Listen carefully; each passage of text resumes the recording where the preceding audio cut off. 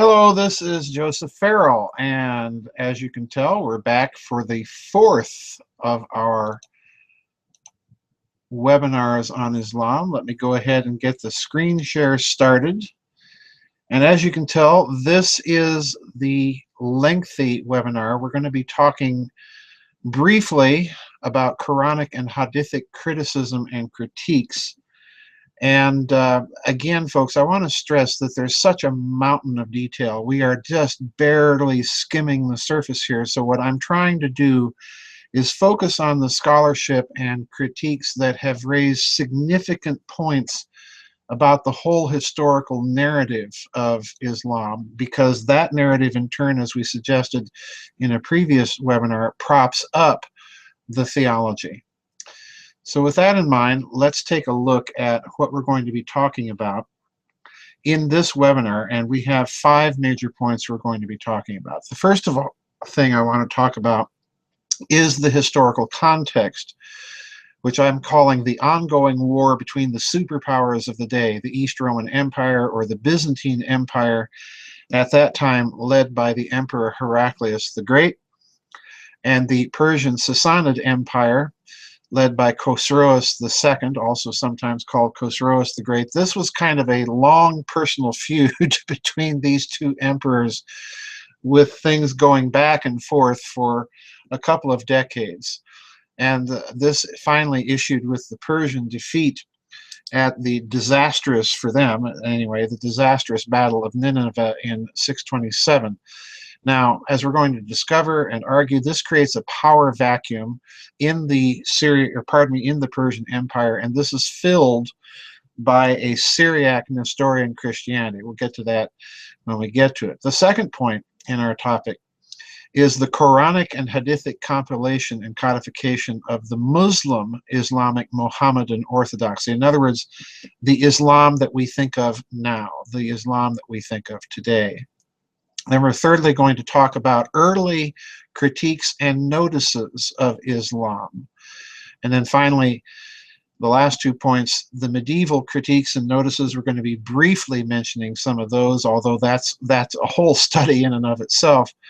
And then the most important and final thing that we're going to be looking at is the inscriptions on the inside of the Dome of the Rock in Jerusalem itself, in their historical and philological context. And this is where we are going to consider the revolutionary philological scholarship of Christoph Luxenberg, which again, I remind everybody, is a pseudonym for this scholar. Could be a man, could be a woman, but in any case, had to use a pseudonym because the scholarship was so thorough and so revolutionary that, of course, he or she came under a death threat.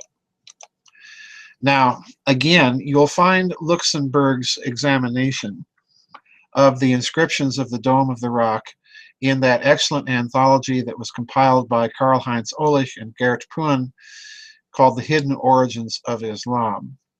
And we're going to be focusing on Luxemburg's essay that's titled A New Interpretation of the Arabic Inscription in Jerusalem's Dome of the Rock. And you'll find that, again, in that excellent anthology of scholarly articles. The other thing we're going to be doing in this is we're also going to be going back to Robert Spencer, Did Muhammad Exist? An Inquiry into Islam's Obscure Origin, because on pages 50 through 57 and 209 to 210, Spencer presents a kind of summary of Luxemburg's work. I'm relying principally on him for the English translation of the inscriptions in the Dome of the Rock, but we are going to be relying more on Luxemburg's own conclusions that he draws from his philological examinations of those inscriptions. Now, let's begin with the first point on our webinar. The historical context, this ongoing war between the superpowers of the day, the Byzantine Empire and the Persian Empire. Now, this went back and forth, as I indicated, and it really was something of a personal contest between the Roman Emperor Heraclius the Great and the Persian Emperor Khosroes II. In fact, Persia at one point had conquered all of the northern Arabian Peninsula and inclusive of the Fertile Crescent areas of the extreme eastern portion of the Byzantine Empire that would be in modern-day Turkey, and had extended that conquest to Egypt. And Heraclius mounted an enormous economic military effort of the East Roman Empire to regain those lost provinces and defeat the Persian enemy once and for all, which he was successful in doing. But it left both the empires, the Persian and the Byzantine Empire, exhausted both economically and militarily from the struggle. That, in my opinion, and in the opinion of most scholars, this left the area kind of a power vacuum, which the Arabs were easily able to exploit and then conquer, as the two empires were left licking their wounds. Now, the important thing here for our purposes is that when the East Roman Empire reconquers the northern area of the Arabian Peninsula, when it reconquers Egypt, when it reconquers the Fertile Crescent, what it did was it added back into the population of the empire significant populations of Christians which were not accepting of the imperial orthodoxy and its dogmatic definitions. So the first group we're going to look at are the people called the Monophysites. You sometimes, and in most modern references to them, you hear them called the Copts. This is the Coptic Christianity of Egypt, and it is following a particular doctrine about Christ himself called monophysitism. We'll be getting into this in a minute. The other group of Christians in what would be now modern-day Iraq, but the Fertile Crescent on into Syria and then down into Palestine, were predominantly, though not exclusively, of course, Nestorians. And again, this is a particular doctrine of Christ. And the Nestorian Christians stretched on into Persia, and this is an important point, because the Zoroastrian emperors of Persia were, as most people know, relatively tolerant of other religions. And the Nestorians constituted a significant power block in this respect inside of Persia. Now, because of this re-assimilation of these two different types of Christianity to the Byzantine Empire, in addition with its own indigenous Byzantine imperial orthodoxy, you have three different kinds of Christianity within the Byzantine Empire, and Heraclius attempts to come up with a formula that, as we're going to see, attempts to unite the three in a common confession of faith by resolving certain Christological issues. And this he does in a statement called the Ekthesis, which we might call the exposition of faith. And you see the Greek term there, ekthesis, of 638, and his solution is a doctrine called monothelitism. Now, all of this is of interest to me, of course, because I did my doctorate, as many of you know, on Maximus the Confessor, and as a result, I was dealing with the doctrinal controversies that were going on precisely as a result of Heraclius the Great and this ekthesis. So that's kind of the personal context of what's going on here. Now, the ekthesis was put up or inscribed by the Emperor Heraclius on the inside of the walls of the narthex to the Hagia Sophia in Constantinople, which is, of course, that big domed church that you now see has been converted into a mosque in Istanbul. So, in other words, he put this there as a clear statement of the imperial government's intentions regarding all of these doctrinal controversies. Now, the second thing I want to point out here is that the Byzantine defeat of the Persian Emperor Khosroes and the internal situations of both empires after the Battle of Nineveh, which was a decisive defeat of the Persians by the Byzantine imperial armies in 627, basically so weakened the Persian Empire that the long Sassanid dynasty that had been in power up to this point, a Zoroastrian dynasty, was essentially replaced by an influence, a powerful influence of the Nestorian Christians within the severely weakened Persian Empire. And this, of course, made it very easy for the Arab conquests of Persia. Now, with that in mind, let's look more closely at some of these doctrines that I've just been referring to. And I want to sort of emphasize here for everybody that we are really skimming the surface. Please do not think that I am trying to shortchange these doctrines or anything of the sort, but it would take so long to go over the interior logic of each of these three positions, the Monophysites or the Copts, the Nestorians, and then the Imperial Byzantine Church. It would take so long to go into details here that it would be next to impossible. So I'm just going to kind of give you the typical college graduate course overview, the Cliff Notes overview of what's going on here, because it is an essential backdrop, as we're going to see, to what's really going on with the early Islamic period, or what I've been calling thus far the Proto-Islamic period. Now, as we've seen, the Monophysites, or the Coptic Christians, were concentrated largely in Egypt, which had been won back from the Persian Empire by Heraclius circa 637-638, right before his ekthesis. Now, the Monophysites, or the Copts, follow the teachings of a monk by the name of Severus of Antioch, who lived from 465 to 538, and he in turn was kind of a codifier or systematizer of the thought of a church father that is indeed a church father for both the Orthodox Church and for the Copts. He's kind of one of the last shared saints, if you will. A very dubious fellow, incidentally, by the name of Cyril of Alexandria, who lived from 378 to 344, or pardon me, to 444. Now, Cyril of Alexandria came up with a famous, and if you study patristic theology, it's an infamous statement concerning the incarnation of Christ, in which he said that there was, quote, one nature of God, the Word incarnate, unquote. And in the Greek, it's mia physis tu lo tu theou sarkomeni. Now, what the Monophysites took from this, what Severus took from this, was that there was essentially a kind of divine human conglomeration, a kind of divine human nature, neither fully human nor fully divine, but kind of somewhere in between, if you will.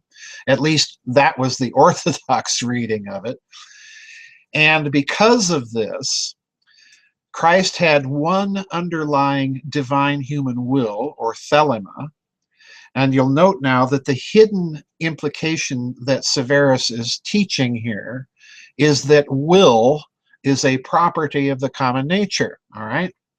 But because it has this kind of curious hybrid quality to it, this will had two manifestations, or apotelesmata in Greek, a human manifestation and a divine manifestation. But the manifestations were kind of the, if you will, the hologram, but the underlying reality was this kind of divine human hybrid. Now, of course, if you ask a Monophysite, they won't say this. They will say, well, no, this is perfectly a perfect misrepresentation of their teaching. And in many cases, sometimes scholarship indicates that the Monophysites were really talking more or less the same thing that the Orthodox were. They were simply using different terminology. Now, I have my personal quibbles with that point of view, but the bottom line here for the Orthodox components within this reabsorbed number of provinces that Heraclius wrested back from the Persians,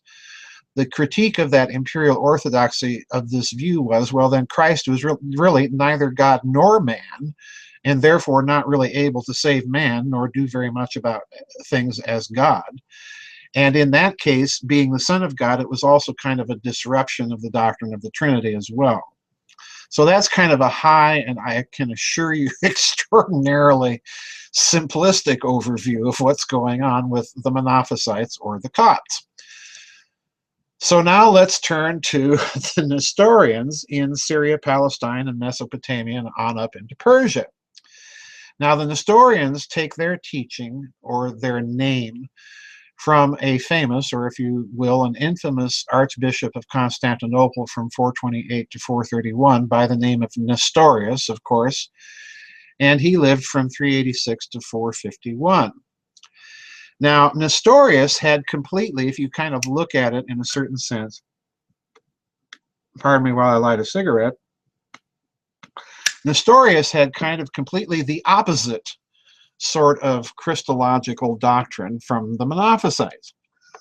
Because for him, Christ was really two different persons. There was a divine person and there was a human person, and they projected, please pay attention to me now, they were united or projected one persona or one person, and the Greek word that he used most often to describe this is the term prosopon. Now this is a very important little word, because this is the word that is used in classical Greek for the masks that actors wore on the stage when they were performing in classical Greek drama and comedy. All right, so the prosopon is kind of like a Halloween mask. You have two persons wearing a mask which is projecting one person. All right, now that's kind of, again, please understand, this is really a caricature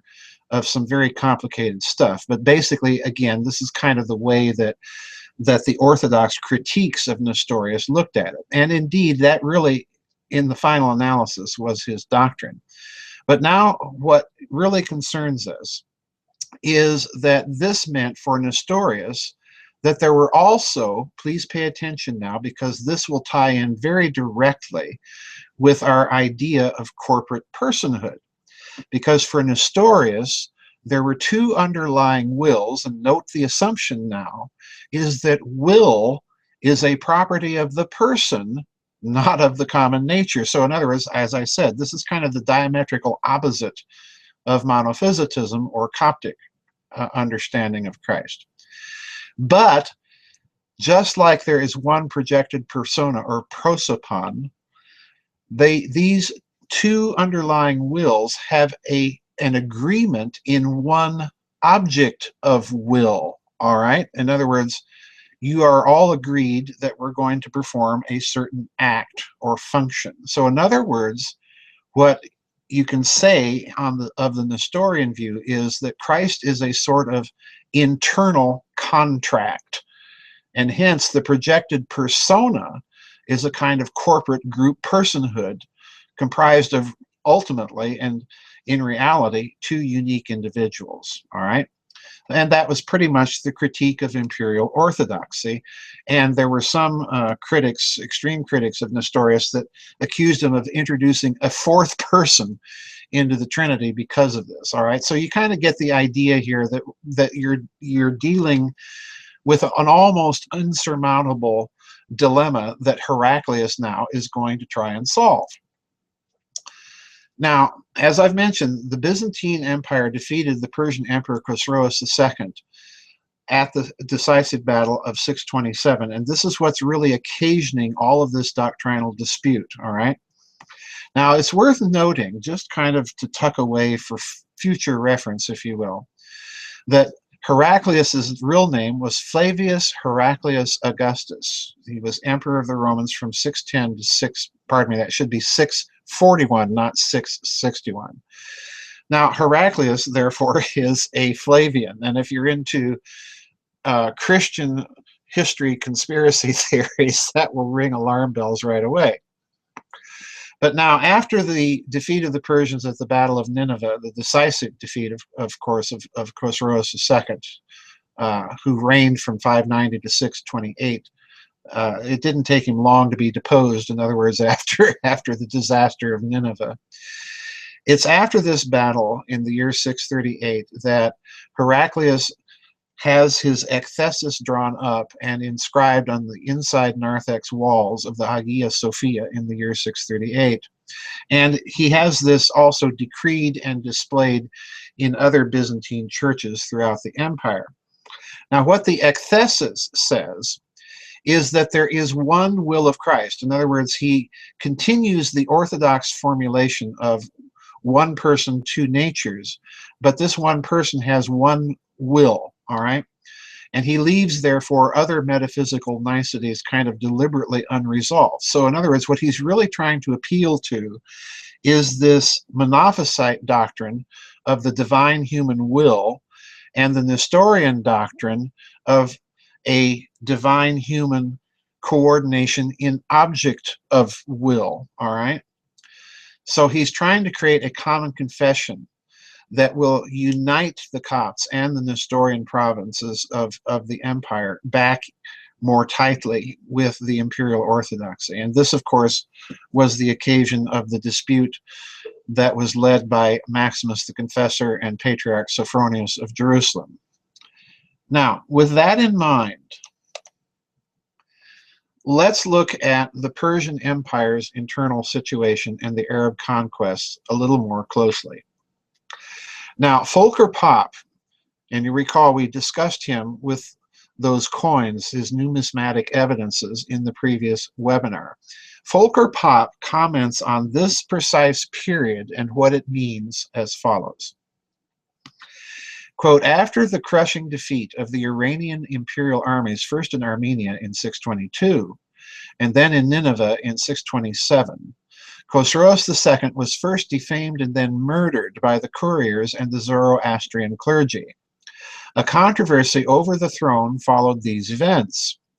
One of Khosroes' sons ascended the throne, but just a few months later, on his deathbed, he declared the Byzantine emperor to be regent in the place of his own young son. Now, obviously, if you're Persian folks, this isn't going to sit too well. This son, Ardashir III, was killed by the famous general Sharvaraz in 630.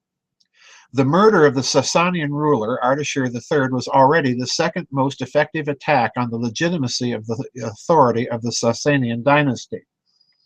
A foundational idea of the Sasanian dynasty was thereby cast into doubt, namely that only the family of Sasan could rule over the Iran Shah, because of their heritage could be traced back to the original race of gods, and because they consequently possessed the Krava, the glory of the kings, unquote. Now, this again is Volker Popp in that wonderful collection from Karl-Heinz Ohlich and Gerrit Puin on page 25. In other words, the Persian defeat left the Persian Empire both externally and internally fatally weakened, and the new and final Persian dynasty attempted to remedy this situation by expanding its official policy of tolerance to non-Zoroastrians, that the Nestorian Christians of Persia gained such enormous influence from this policy that they were basically able to determine policy. But this was not enough, however, to head off the Arab conquest of Persia and the final demise of the ancient Persian Empire. Now, this conquest, though, put the Arabs in direct contact with the Nestorian Christians, not only of Palestine, Syria, and Mesopotamia, but also of Persia. And it is this influence which forms the context in which the early numismatic, all those coins that we looked at in the previous webinar, and inscriptional evidence from this period must be interpreted. For it is this influence which explains the complete lack of external or internal references to the Mohammedan Islamic orthodoxy of the later Hadith. So with that context in mind, Volker Popp then goes on to state that the Emperor Heraclius's compromise one-will formula, which is set out in his ekthesis of 638, was inscribed in the narthex of the Hagia Sophia, and that this was, quote, please listen carefully now, answered in writing only later by Abd al-Malik when he had his own ekthesis inscribed in the Dome of the Rock in Jerusalem in the year 72 of the Arabian era, that is to say 691 to 692. That should be 692 there, of the Christian era. And that again is Popp on page 26. Oops. So now let's pause And note that this context explains the issuance of coins with Christian symbols and depictions of Arab rulers during the time so closely after the alleged life and death of Muhammad, according to Muslim orthodoxy. And it also explains why the Dome of the Rock follows Byzantine architecture in its actual design, and thence becomes something of an archetype for subsequent Islamic architecture. For what is really occurring is the creation of a counter-orthodoxy based on Syro-Nestorian principles for the Arab Empire, in opposition to that of the Byzantine Roman imperial orthodoxy. Now, Pop puts all of this in a very interesting way. He says, quote, "The situation at the time of Muawiyah was not a conflict between Arabian Islamic conquerors and a Byzantine Christian emperor, as the later historicizing literature of the Abbasid period would have its readers believe.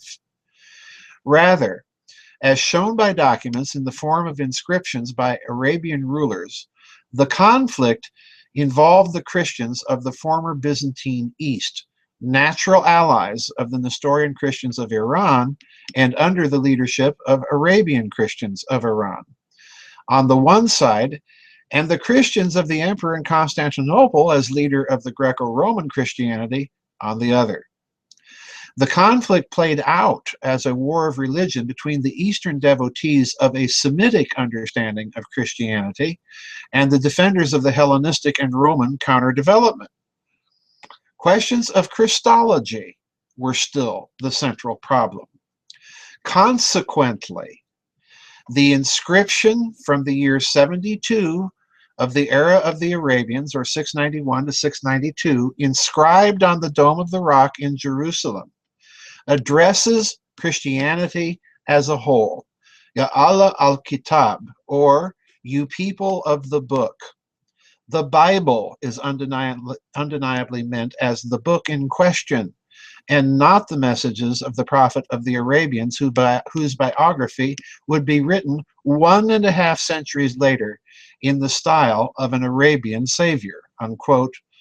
And that's Pop on page 48. I've added all the emphasis there.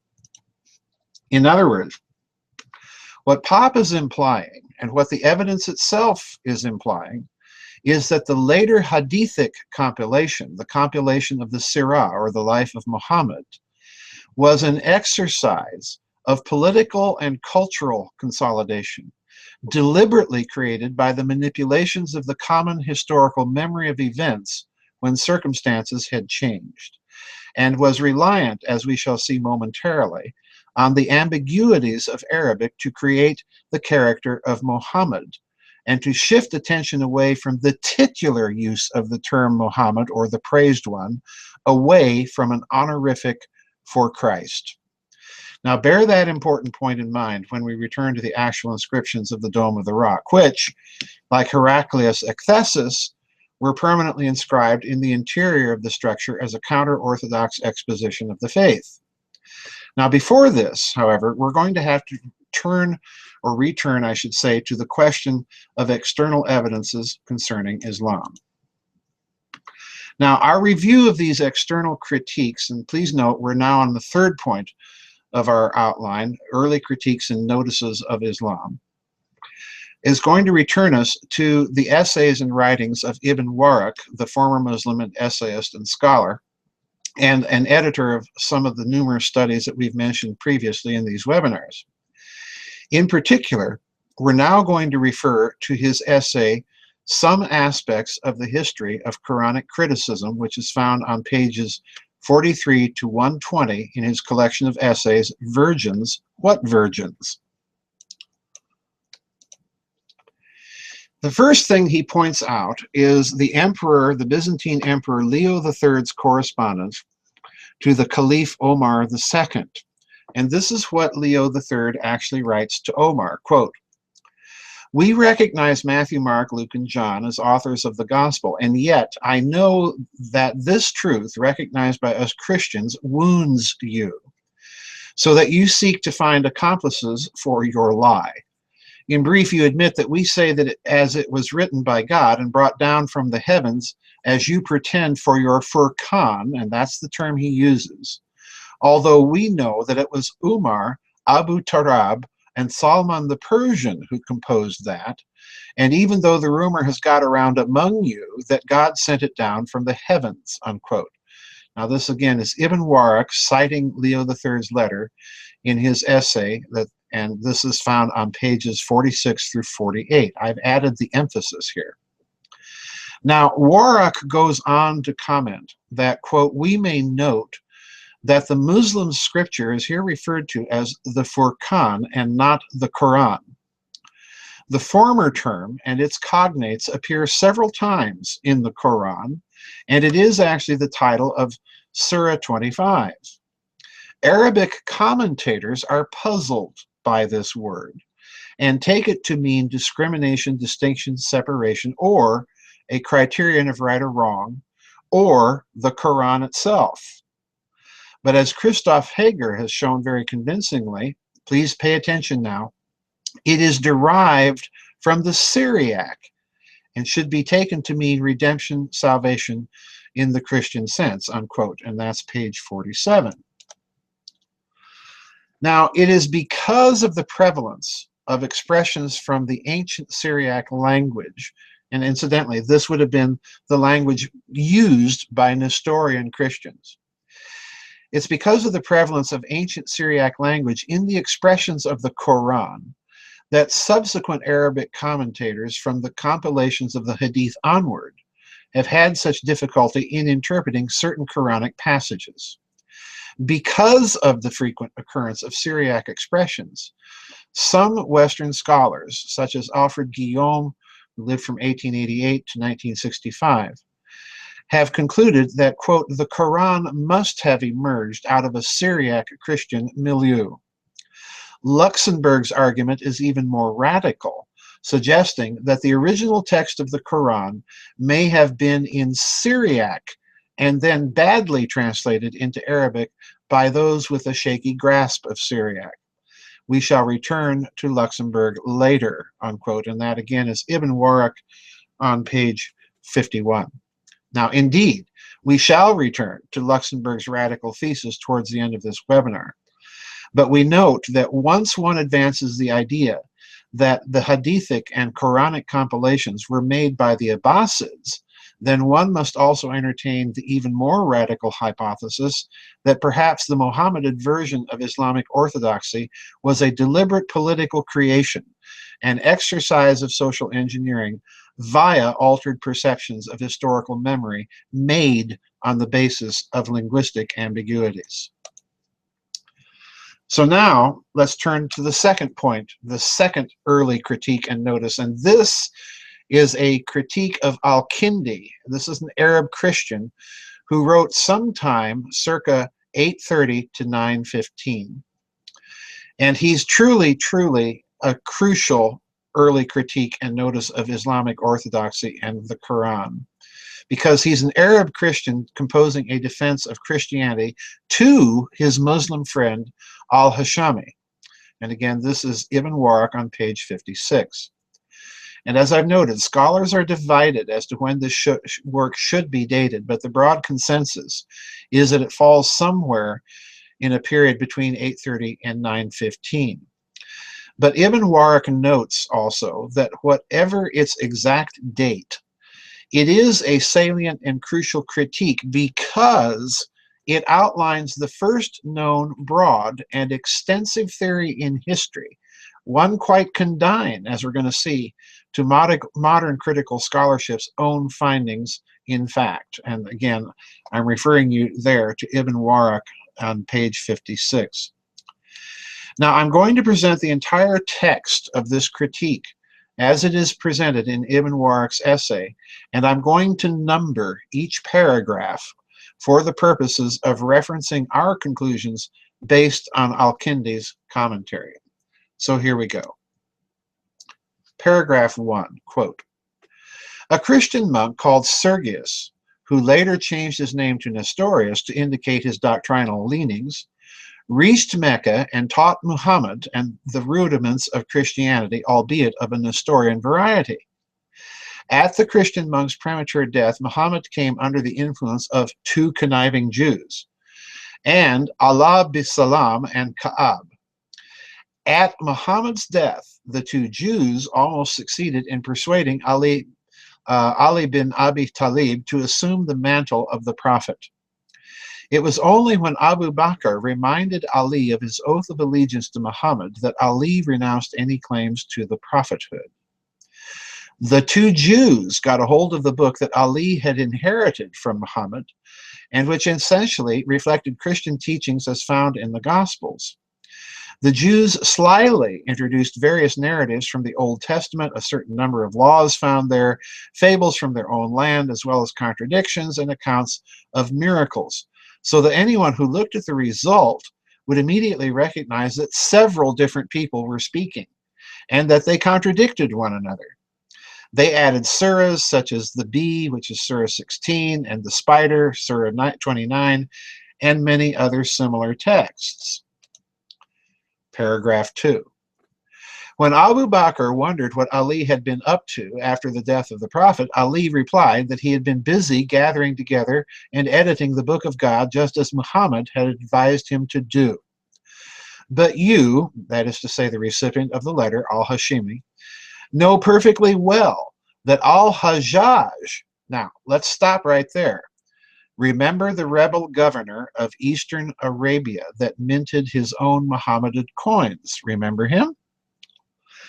Al-Hajjaj also collected together the sacred texts of the Quran, and that he suppressed much that was in it originally. Paragraph 3.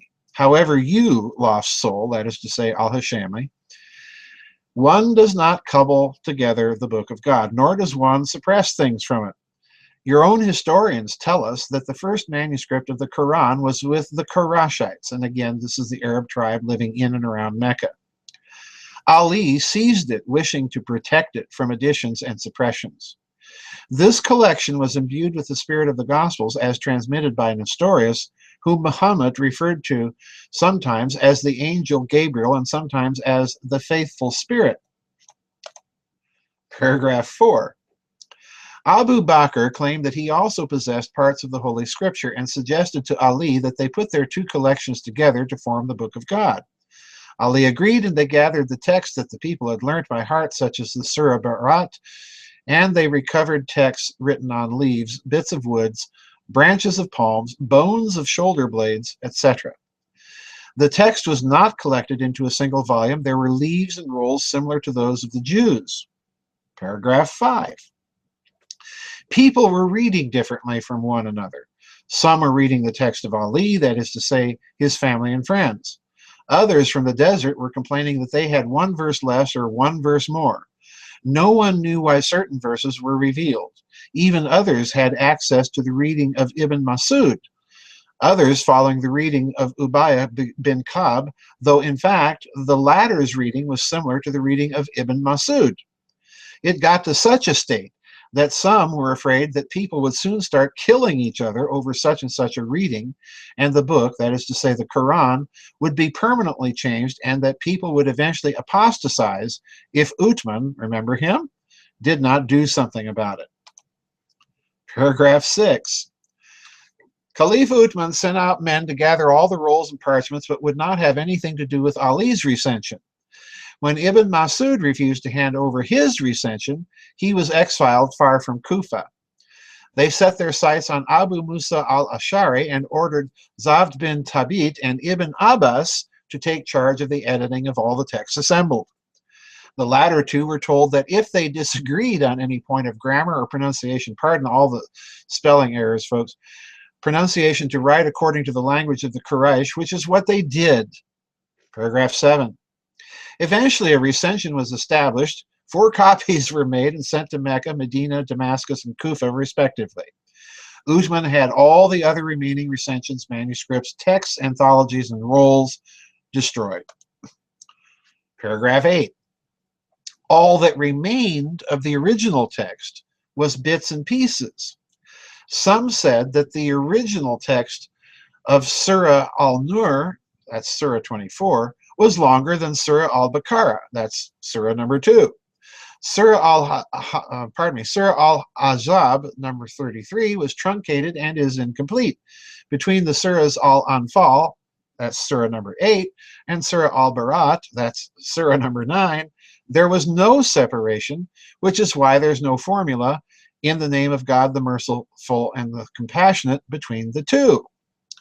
Finally, Ibn Masud is said to have rejected the last two surahs, which are surahs 113 and 114. According to Umar, no one should claim that the verses on stoning for adultery or temporary marriage, al-muta, was not originally found in the Book of God. Paragraph 9. Then there was the contribution of al-Hajjaj to the editing of the Quran. He added and suppressed verses and had 6 copies made of his recension and sent to Egypt, Damascus, Medina, Mecca, Kufa, and Basra. As to the other collections, like Uthman, al-Hajjaj had them destroyed. Paragraph 10. Thus, it is clear that your book has been tampered with by many hands, each person adding or suppressing or changing what he wanted, causing discrepancies. You, al-Hashimi, know of the enmity between Ali, Abu Bakr, Umar, and Uthman. Each of them interpolated into the Quran whatever favored his own claims. In which case, how can we distinguish between the genuine and the inauthentic?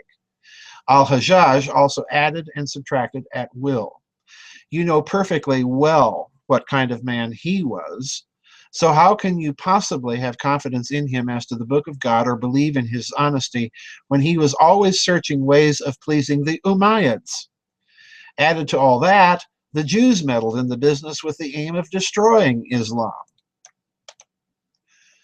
Paragraph 11, which is the final paragraph of Al-Kindi's letter. Furthermore, all we have said comes from your own authorities. Now, let's stop and remember that what he's doing here is he's using the Orthodox Islamic chronology and its own hadith against it.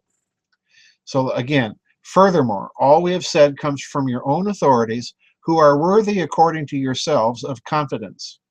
We have the Quran itself as evidence of the truth of what your authorities speak of, for it is made of such disparate bits and pieces without system or order, and inconsistent text with verses contradicting one another. The existence of foreign words in the Quran is further evidence that diverse hands have tampered with the text and shows that it was not sent down in the Arabic tongue. And that, incidentally, is a claim that you find made in the Quran and in the Hadith. Thus, this book is far from being inimitable. It is broken in rhythm, confused in its composition, with meaningless flights of fancy. Now, was the Arabic tongue an appanage of the Quraysh? Other tribes spoke more eloquently and nobly than they, unquote. And that's the end of Al-Kindi's critique, and you'll find that again in Ibn Warraq on pages 56 through 59. So now, what's the significance implications of Al-Kindi's critique? Well, as Ibn Warraq notes, regardless of the date of the letter, Al-Kindi's observations were very sharp and acute, and given their strong agreement with the modern critical scholarship that we've thus far reviewed, one must wonder who or what his sources were. Now, for our purposes, we note that Al-Kindi, by any reckoning of the date of his letter, is writing more or less contemporaneously with the codification of the Hadith, and more or less contemporaneously with the historically verifiable periods of Quranic collection, editing, and compilation that we referred to in the chronological table in the first webinar. So with these points in mind, let's consider the points and implications of each paragraph in detail and seriatim. Paragraph 1. The first point is, Al-Kindi accepts the emergent chronological narrative of the Muhammadan form of Islamic orthodoxy, in that he accepts Muhammad as a proper name and refers to an individual person claiming to be a prophet that emerged in the Quraysh tribe that dominated Mecca. However, point number 2, Al-Kindi advances his own radical conspiracy theory view that the textual manipulation of the Quran occurred very early on, and of course blames Jewish involvement, an early variant of the Jews are behind it all theory that suffuses Christian literature of the period. Nonetheless, what Al-Kindi is really suggesting is the very same idea he repeats later, namely, that the text has undergone deliberate manipulation for political religious purposes, and hence cannot sustain the Islamic claim that it represents the eternal Word of God. And this is a point to which we're going to return in a subsequent webinar, when we actually look at Islamic theology rather than history. And finally, the third point about paragraph 1, and perhaps the most important one, is that Al-Kindi astonishingly concurs with modern scholarship in the view that the earliest stages of Islam had more to do with the Nestorian version of Christianity than it did with the Mohammedan narrative of Hadithic Islamic orthodoxy. So with that in mind, turning to paragraphs 2 and 3, we come to a fourth point. Al-Kindi again repeats his view that the earliest collections of the Quran were, quote, imbued with the spirit of the Gospels as transmitted by the Nestorians, unquote, and in a significant statement suggests that a deliberate code name was being used, going on to state that this spirit, or perhaps Nestorius himself, was referred to by Muhammad as the faithful spirit, unquote.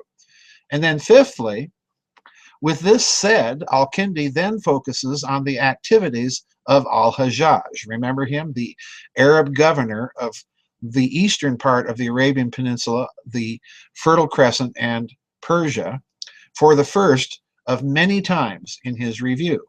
And he claims that Al-Hajjaj deliberately suppressed many passages. His implication is clear, for he is suggesting that Al-Hajjaj performed the first de-Christianization of the text, and therefore of the common historical memory of Muslims. Now, as we've noted, it was this same Al-Hajjaj that first issued coins distinctive of the Mohammedan version of Islamic orthodoxy. Now let's look at paragraphs 4, 5, and 6. The sixth point that Al-Kindi makes is that he evidences his knowledge of the emergent hadith collections, which indeed do maintain that the collection and compilation of the Quran occurred from scraps preserved on palm branches, shoulder blade boards, leaves, and so on. So in other words, this is a guy that has studied the sources. Number 7, Al-Kindi also accepts for the sake of argument that the narrative concerning Uthman's alleged recension of the Quran in 653 actually occurred. And number 8, he also notes, though, that the recension of Ali was deliberately rejected, and the implication is, once again, that the Ali recension, if indeed it existed, was suppressed because of its Christian Nestorian contents. It is worth noting in this respect that the Shia Muslims who now claim descent from Ali and Ali's authority do indeed maintain that some of the Quran was indeed altered by the Sunnis, though they certainly do not make any reference to Nestorian Christianity in that respect. So let's go on to paragraphs 7 through 10. Our ninth point is that Al-Kindi then maintains that after this collection and codification effort, all that remained of the original text was, quote, bits and pieces, unquote, and points out that there was criticism within the world of Islam itself that questioned the codification by pointing out that some complained of this or that passage being longer or shorter than it was supposed to be.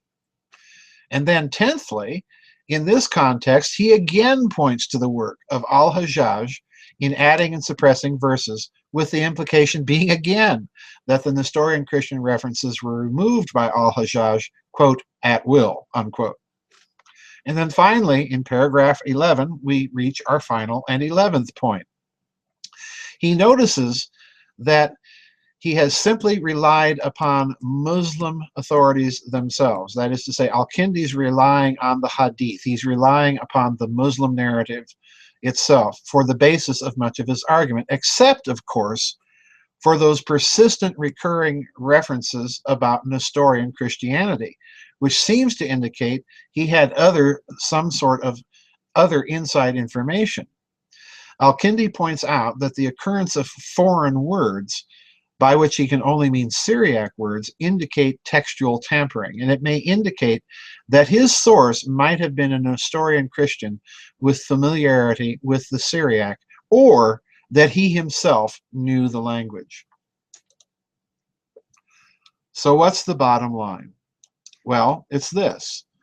Al-Kindi is advancing a very modern idea, namely that the text of the Quran and the Hadith, which were compiled to explain its historical context, were in fact fabrications to serve a political religious purpose, which he strongly hints was to eradicate the Nestorian framework and replace it with a misremembered person called Muhammad.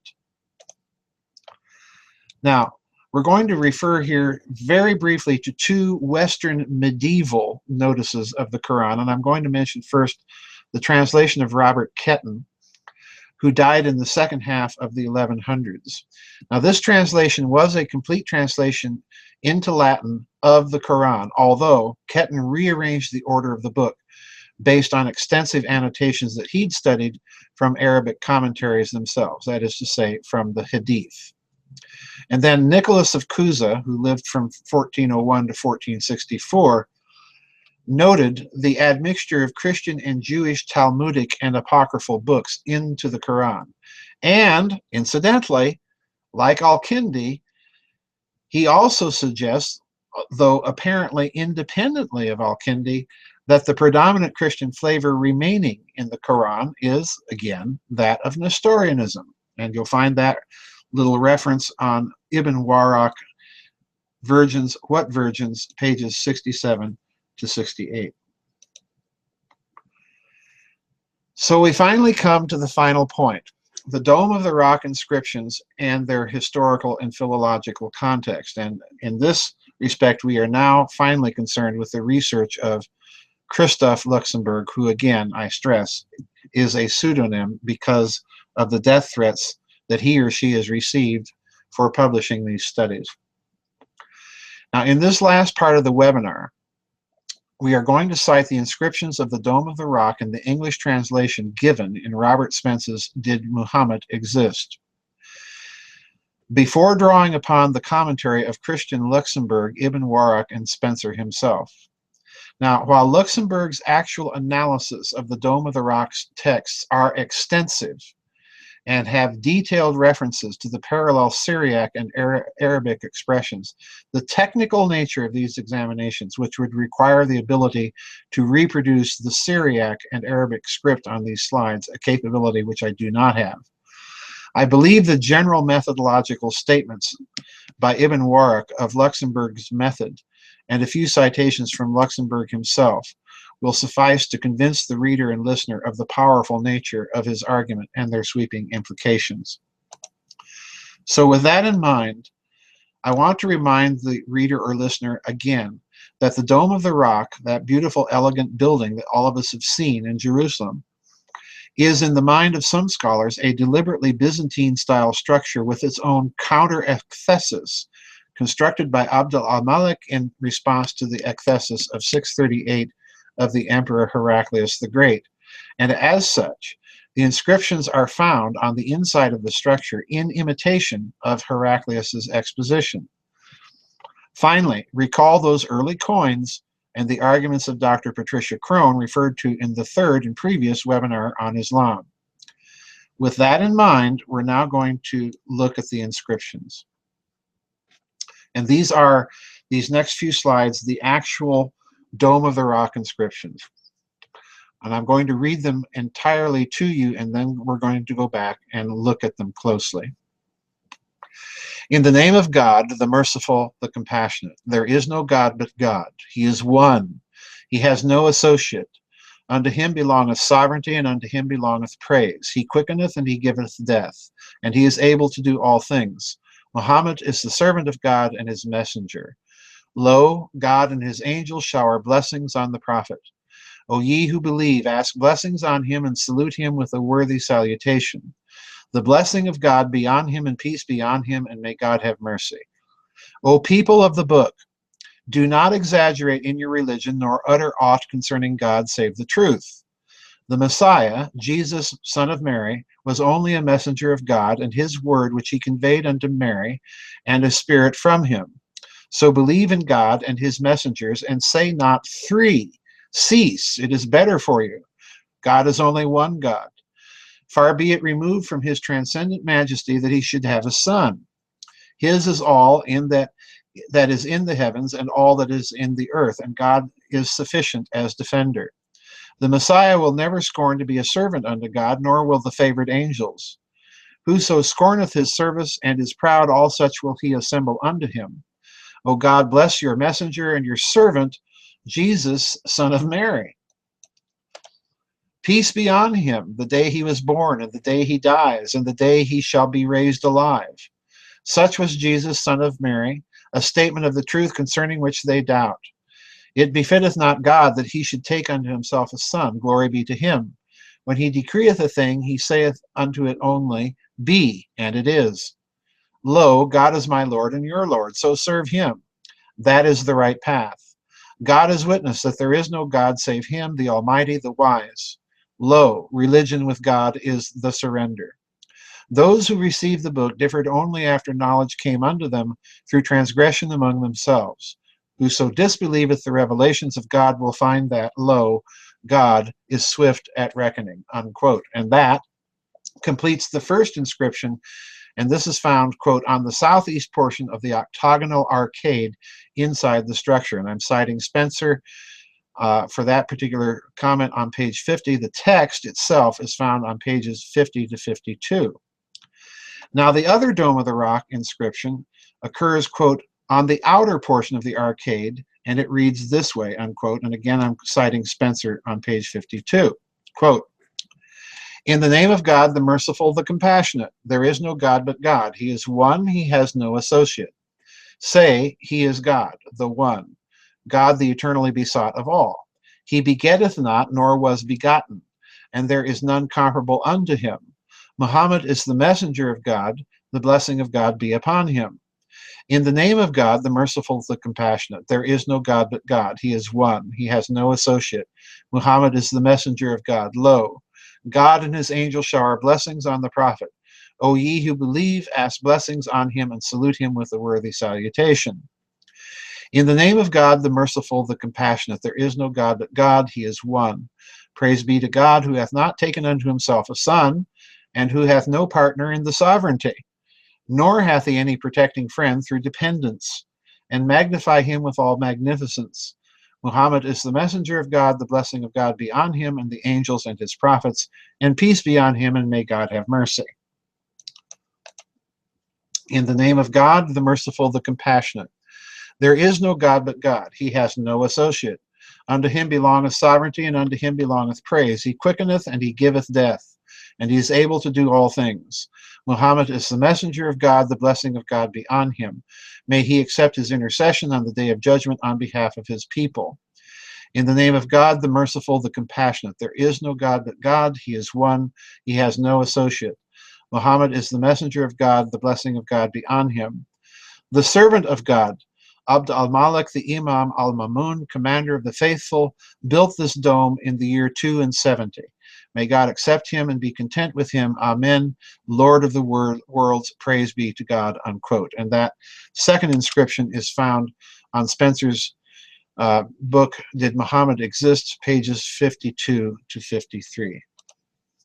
Now, all of this sounds predictably Islamic, until one looks much closer at the original Arabic and it is actually saying, versus how it is remembered in the contemporary Islamic orthodoxy, and thus how it is translated from the Arabic according to Christian Luxenberg.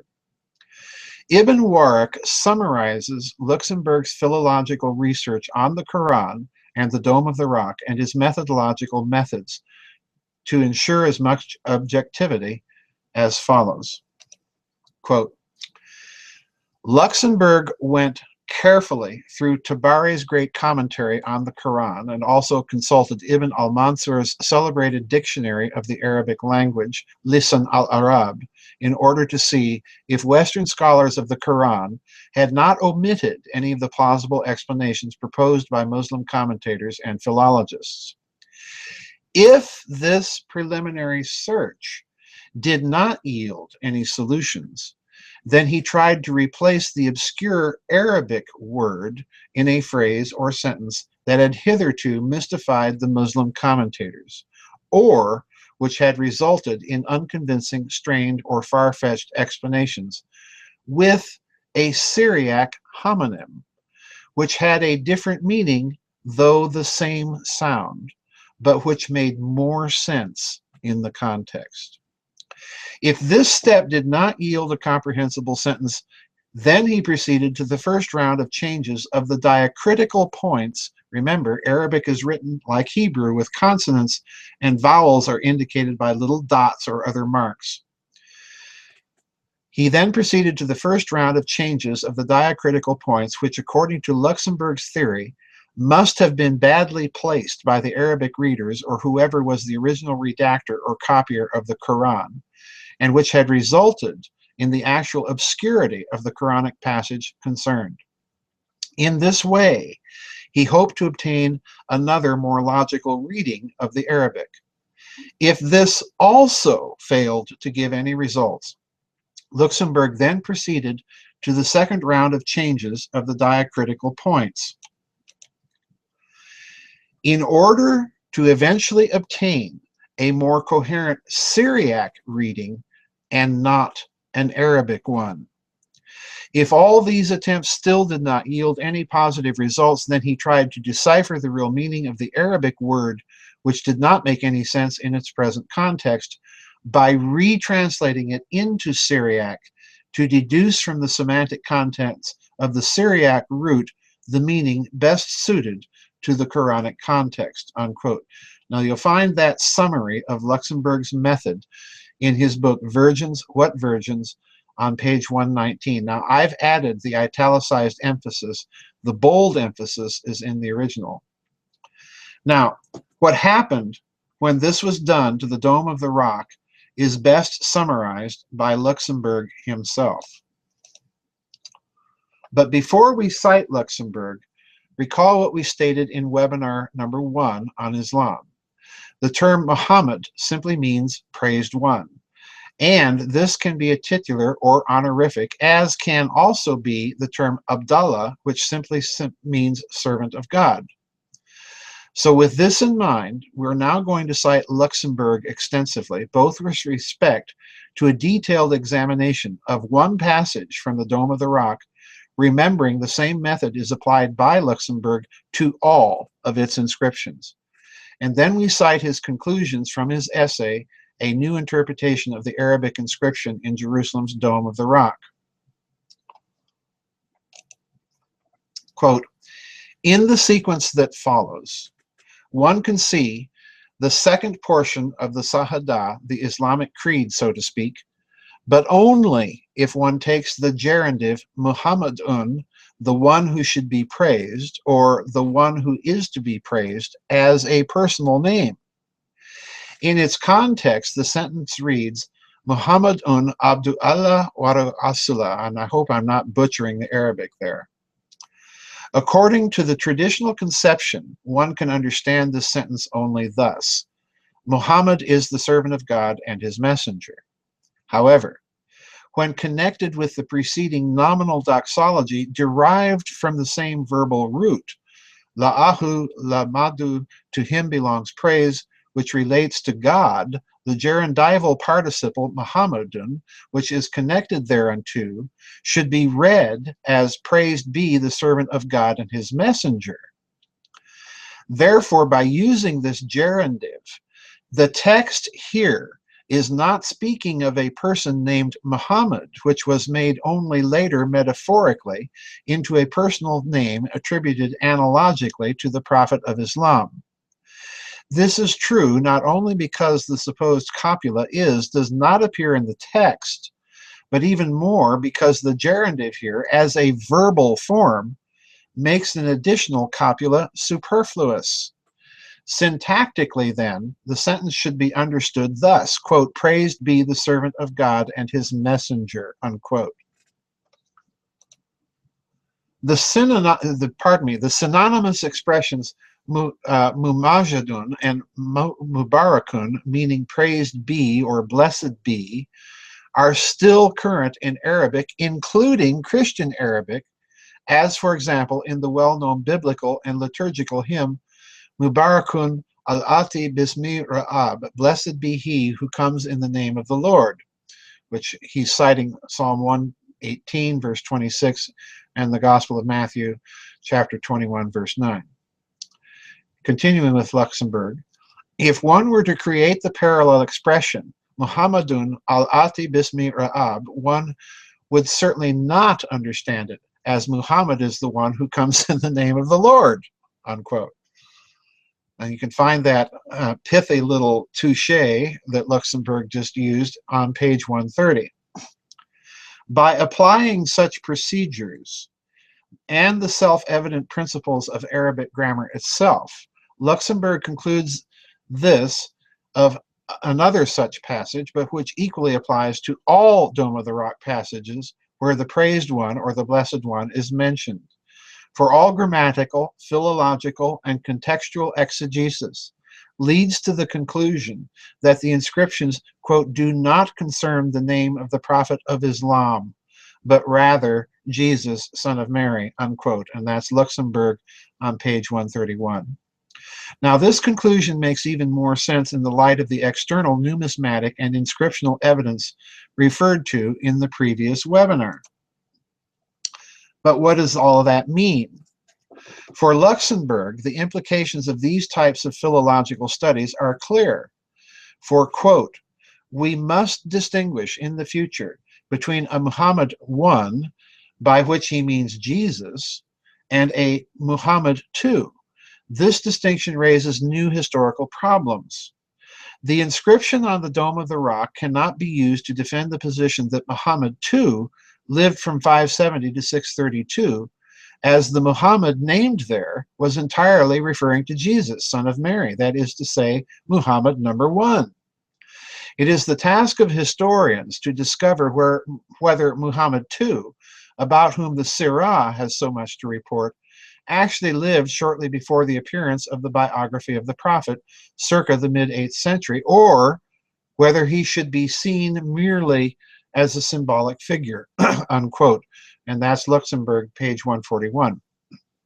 Similarly, we might go on to observe that the book or scripture referred to in the Dome of the Rock inscriptions cannot, therefore, quote, also refer to the Quran, even if we find portions of the exact wording of the inscription reproduced in the Quran, unquote.